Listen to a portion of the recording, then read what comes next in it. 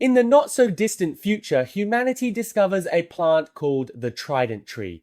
These plants can effectively curb global warming, and the oil they produce can perfectly replace fossil fuels. This should have been a blessing for the world, but oil companies driven by profit forcibly took control of all the trident trees worldwide, claiming them for their own and secretly cultivating them.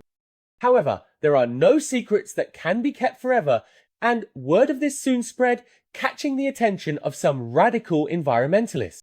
One day, a man sneaks into the cultivation facility, intending to expose the oil company's vile crimes to the outside world. But as soon as he opens the gate to the orchard, he is caught on surveillance cameras.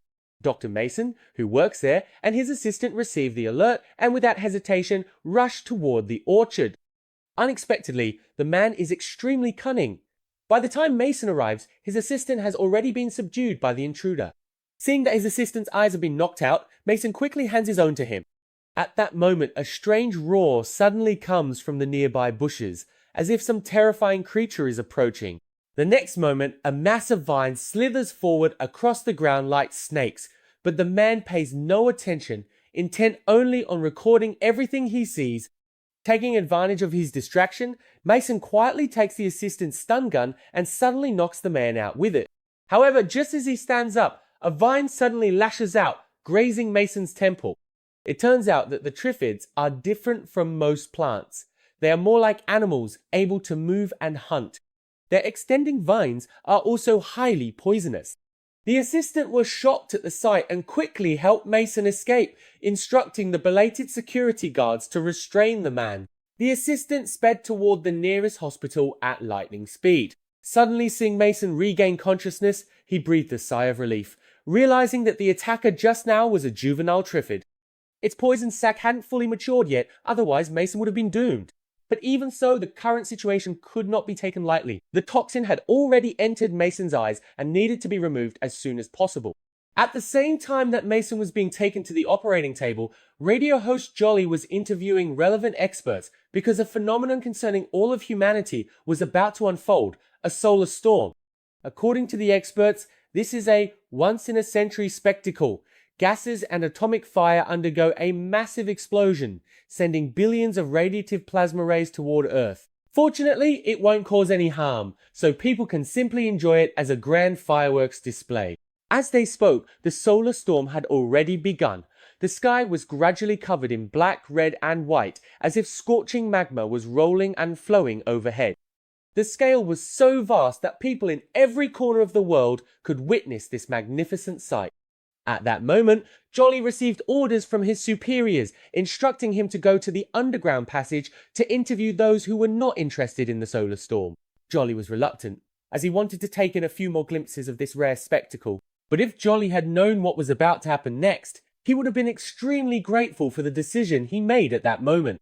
As time passed, the sky gradually dimmed, with blackness slowly swallowing up the red as if the solar storm was coming to an end. Only those above the clouds, the passengers on the plane, understood that everything was just beginning. They looked out the window in excitement, discussing the spectacle that resembled an oil painting. But there was one person who didn't fit in with the rest. He wore an eye mask and slept soundly, completely ignoring what was happening outside. Just as everyone was intently watching the sky, an unexpected change occurred without warning. The sunlight suddenly intensified and a pale light instantly swept across the entire Earth. Everyone watching the solar storm clutched their eyes in pain. In just 10 seconds, everything returned to calm, but the terrible consequences had already arrived. In the hospital, Mason slowly woke up. His eyes were wrapped in thick bandages and his ears were filled with noise. This left Mason very confused. He wanted to ask the nurse what had happened, but after calling out several times, no one responded. Mason had no choice but to feel his way out of the hospital room, unaware that the entire corridor was already in chaos. Soon, Mason arrived at the restroom, removed the bandages in front of the mirror, and discovered that his eyesight had returned. He wept with joy, because the feeling of seeing the light again was incomparable to anything else. But what Mason didn't know was that airplanes high in the sky had already lost control. All the passengers were crying out in pain and anguish because they had all lost their sight. The commotion woke up a man named Torrance. With a glance, he immediately understood the situation. Seeing that the plane was about to crash, Torrance remained calm under pressure. He gathered every piece of emergency equipment from under the seats, then hid in the restroom and wrapped himself tightly, preparing to withstand the imminent impact. In the next moment, the plane, like a headless fly, streaked across the city sky. Falling debris landed right where Mason was, and with a loud bang, he was thrown off his feet. By the time Mason struggled to get up, the plane had already crashed into the city. Although Torrance was battered and disheveled, he had managed to survive. Looking at the people who could no longer see, he was overwhelmed with joy, realizing that his own era was about to begin. Meanwhile, Mason also walked out of the restroom when he was suddenly stopped by an elderly blind woman. Seeing the panic on her face, Mason felt a pang of guilt, but he still decided to leave. He had to figure out what was going on. Mason made his way through the chaotic crowd and found the doctor who had operated on him. When the doctor learned that Mason could still see, he was filled with mixed emotions. When the doctor mentioned that the solar storm had robbed everyone who looked up at the sky of their sight, he was surprised to learn that Mason, due to his poisoning, had accidentally escaped this disaster. Seeing the doctor become agitated, Mason quickly fled, only to discover that not just the hospital, but the entire city had descended into chaos. The elderly woman from earlier had even chosen to end her own life, which left Mason deeply saddened and determined to find others who could still see. Meanwhile, Jolly woke up in the underground passage. He thought that, like the reporter, he had also escaped the solar storm, but he still didn't know what had happened. Jolly struggled to climb up the escalator and saw everyone stumbling around. Out of kindness, he helped a little girl. But the girl's mother noticed that he could see. As soon as she said this, people around them crowded over, all talking at once and desperately begging Jolly to lead them home. The scene terrified Jolly, leaving him at a complete loss. Not knowing what to do, he climbed into a car and quickly reversed, but soon crashed to a stop. Seeing the crowd surging toward him like zombies, Jolly felt utterly helpless for the first time. Just as he was gripped by fear, a police officer suddenly appeared, allowing Jolly to breathe a sigh of relief. But unexpectedly, the officer was also blind. He pulled out his gun, intending to take Jolly hostage. At that critical moment, Mason arrived just in time. He had originally come seeking help, but upon seeing the officer's strange behavior, he immediately understood what was happening. Thinking quickly, Mason grabbed the officer's right hand, then snatched the gun away and signaled to Jolly not to shoot. The two of them carefully made their way through the crowd and managed to escape safely. Meanwhile, Torrance had completely let himself go. He picked up a brick and smashed the window of a suit shop, grabbed a set of clothes and took a case of beer as well. On the way, he came across a dead police officer and took a handgun from him. After washing his face, Torrance began to think about his next move. While Torrance was doing whatever he pleased, Mason and Jolly arrived in a deserted alley and introduced themselves to each other. Afterwards, Mason decided to go to City Hall to ask the authorities how they plan to handle the situation. Because once the city falls into chaos, the power supply will soon be cut off, and then the entire cultivation facility will spiral out of control. If the triffids escape, the consequences will be unimaginable. But what Mason doesn't know is that the situation is even more critical than he imagines. At this moment, the cultivation facility was already in complete chaos. Only the extremist who had been locked up, whose eyes were unaffected, managed to slip out of his room. He quietly approached Mason's assistant, snatched the keyboard, opened the orchard gates, and then shut off the power, plunging everything into total darkness. The terrifying night finally passed. Mason and his companion walked along the desolate streets, step by step making their way to City Hall, only to find the entrance surrounded by out-of-control people. Although the officers couldn't see, they still stood guard with their guns raised, ready for anything. Jory and Mason squeezed to the front, explaining that they hadn't gone blind and wanted to go inside to check on the situation. But the scene was too chaotic, and the officers didn't dare open the door at all. Amid the pushing and shoving, a man grabbed the police captain's weapon, causing it to accidentally discharge. The sharp crack of the gunshot was like a signal, sending the already tense situation spiraling out of control. All the officers began firing wildly, shooting down terrified civilians one after another. Even the captain standing at the front wasn't spared. Fortunately, Mason sensed things were about to go wrong and led Jory away in advance. Even after leaving the crowd, Jory was still shaken, unable to believe that the police would actually dare to open fire on ordinary people. He now understood the gravity of the situation and decided to look for his father first. Mason, on the other hand, planned to check out the base. As the two were talking, they suddenly saw the mayor standing on the upper floor, and then, without hesitation, he leapt off.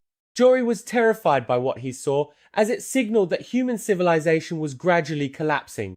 His panic made Jory change his mind. He wanted to team up with Mason, since in this apocalypse, two people are always better than one. They drove all the way to the base, only to find it in utter chaos as well. Everyone there had perished. The triffids that had been cultivated had all escaped. After seeing the extremists devoured and reduced to mangled corpses, Mason more or less understood what had happened. But what he couldn't accept was that even his assistant had died in battle. Mason was consumed with hatred, but he also knew the situation was completely out of control and that he had to find a way to fix it. He went to the lab to listen to previously recorded triffid sounds, hoping to find a pattern, but he made no progress. With no other choice, Mason had to take Jory to look for his father first. The two packed their gear and drove off. On the way, Jory asked how many such bases there were in total. When he learned that there were 500 just in the UK, and that each one housed 20,000 plants, he couldn't help but gasp in shock. That meant a total of 10 million mobile, man-eating trees. Then Mason went on to explain the characteristics of the triffids. Like other plants, they reproduce by having the males pollinate the females, so the oil company kept the males together to control their numbers. But now, everything was in chaos. As their conversation ended, the two arrived smoothly at Jory's father's house, but when Jory went inside, he found it completely empty. At that moment, Mason noticed that the plants were covered in a sticky slime and immediately realized something was terribly wrong. He rushed toward Jory in a panic, but Jory had already heard a scream of agony. He followed the sound and saw his father entangled by vines. The sight left Jory devastated. He lost all reason in an instant, ignored Mason's attempts to stop him, grabbed the pistol and fired repeatedly at the triffids. But it was completely useless. Mason saw that the forest was densely packed with triffids standing everywhere. A chill ran down his spine and he quickly took Jory away. But it wasn't until they drove onto the bridge that they finally saw the horrifying scene. Countless triffids appeared below, slowly crawling toward the city. It was clear that the age of plants had arrived. As night fell, Mason and Jory arrived at the radio station. Fortunately, all the equipment was still functioning properly. The two of them used an interview format to inform everyone of the seriousness of the situation. Afterwards, Mason also opened up to Jory, telling her that he had followed his parents deep into the rainforest when he was just 6 years old.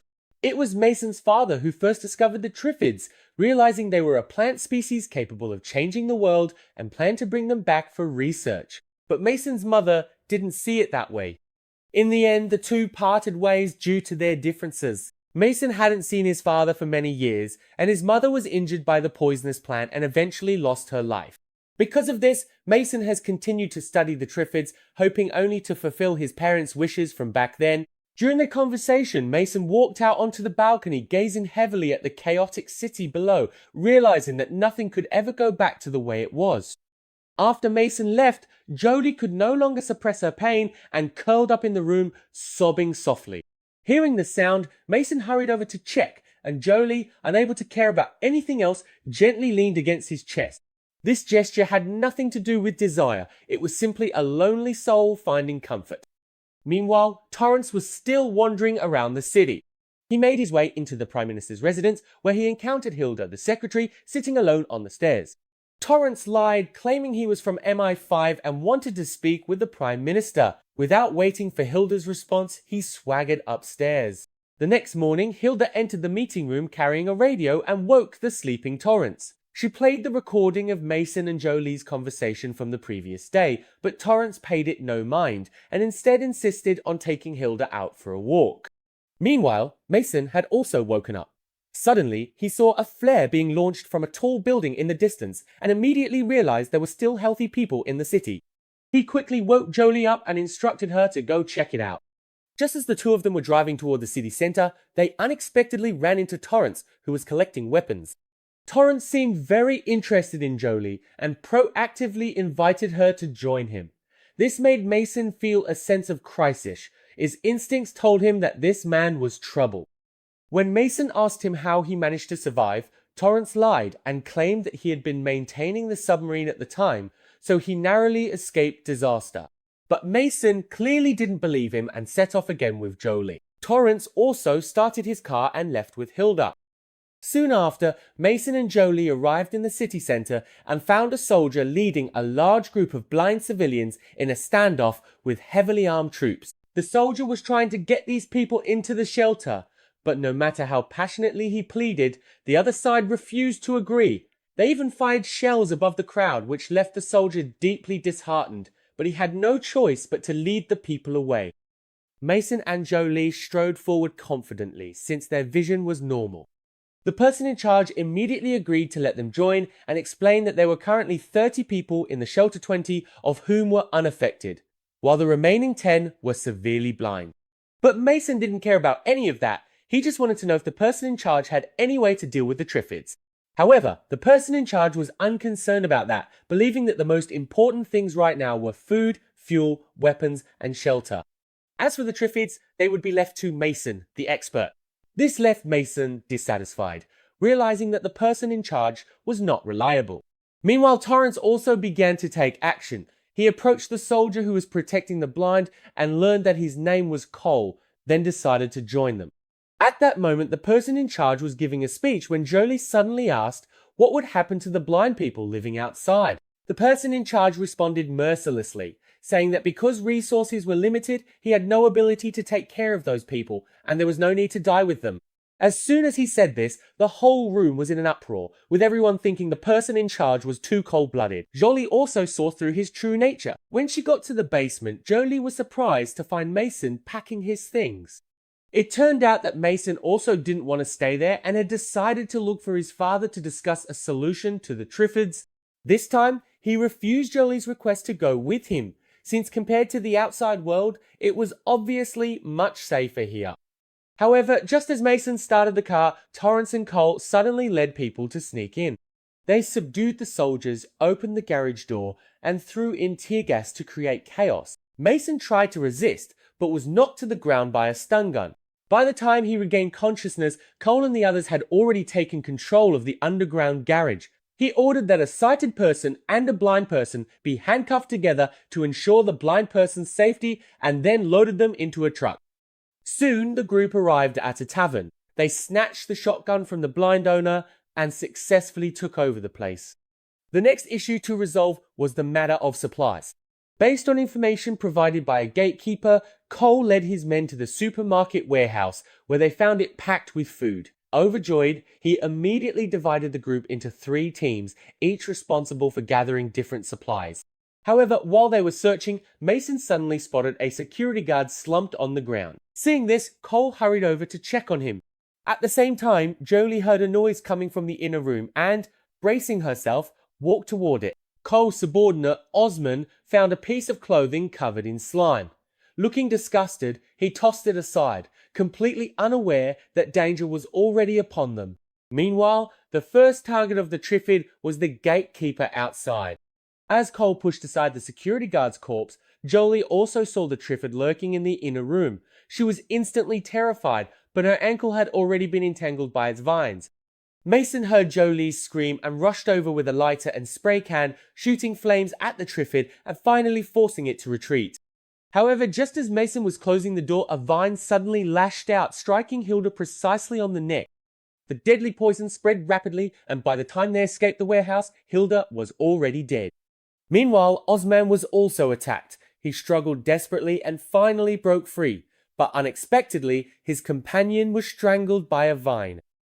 Even though Osman fired repeatedly, it was useless. He could only watch helplessly as his companion was dragged away and ended up getting himself and the woman with him buried in a similar manner.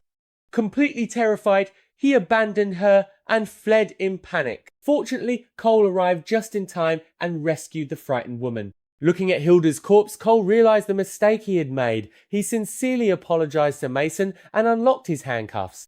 At that moment, Torrance arrived by car. Cole bluntly called Osman a coward and decided to hand over command to Mason, but failed to notice the ruthless glint in Torrance's eyes. At this moment, the triffids had already entered the city, while everyone was still resting in the tavern.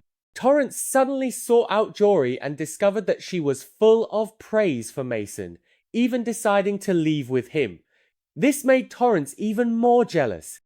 But he didn't show it. He simply said he hoped Jory could make a statement before leaving to encourage more people to come to the shelter.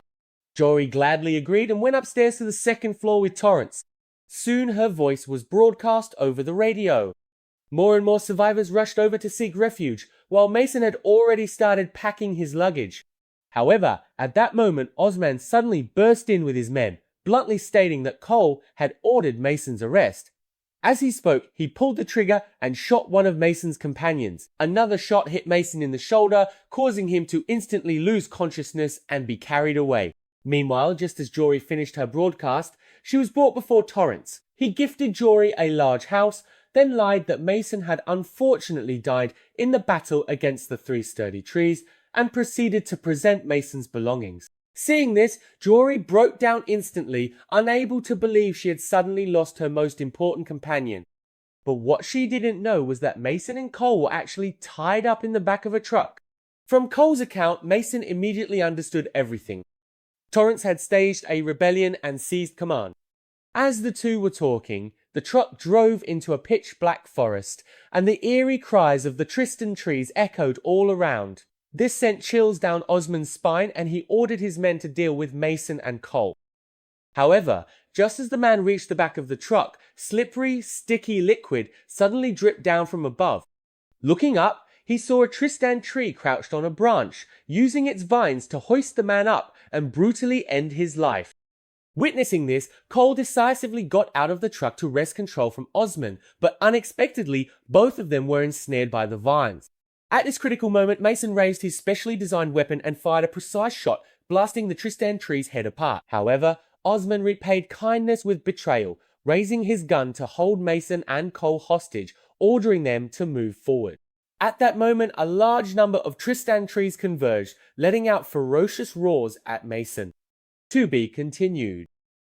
The Day of the Triffids is a science fiction series released in 2009, adapted from the novel of the same name published in 1951. The show features a novel and internally consistent setting. First, humanity is blinded by solar activity, then the Triffids launch their attack, vividly amplifying the sense of fear and helplessness. Combined with a strong apocalyptic atmosphere, the overall result is quite impressive.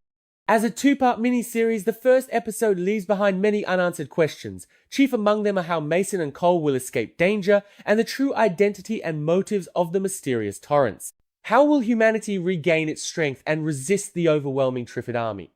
These questions can only be answered in the second episode.